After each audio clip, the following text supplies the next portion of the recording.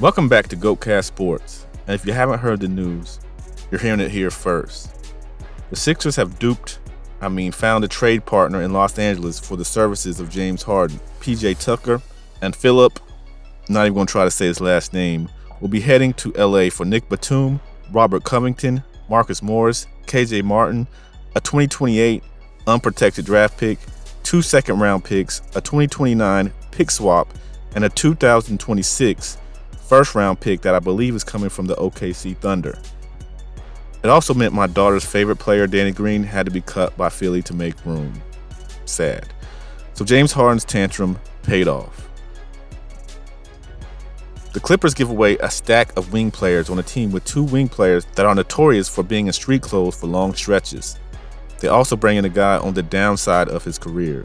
Much like they did with the charity case known as Russell Westbrook last season, they found a way to wedge him into their system and make it work. However, they didn't have to give up anything to do so. Here, they give up defenders that, while mostly are getting up there in age, are still solid contributors in spurts. PJ Tucker is no slouch, but he's getting up there in age as well.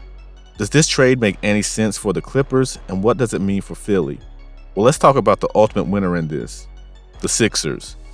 Now they are able to move beyond the drama of James Harden. They bring in expiring contracts so that next season they can go big in free agency, and if his trajectory continues to rise, they may need that extra money to keep Tyrese Maxey around. They also bring in some veteran players that can give them some solid minutes on the wing defensively and in doses on the offensive end. With Philly playing great basketball without Harden already this season, this doesn't hurt them one bit, and Tucker's role can easily be replaced by one of their shiny new wings. The Clippers, well, it's going to be a tale of which James Harden shows up. If this is motivated Harden, even at 34 years old, he can be a big-time contributor on the court.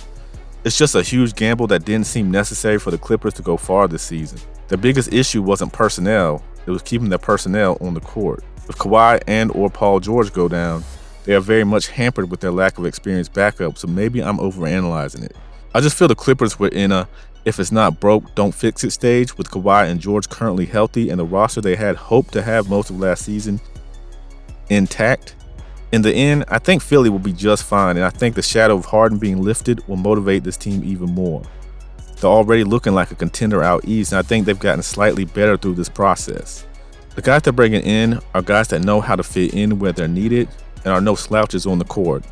Meanwhile, for LA, this is definitely a wait-and-see scenario.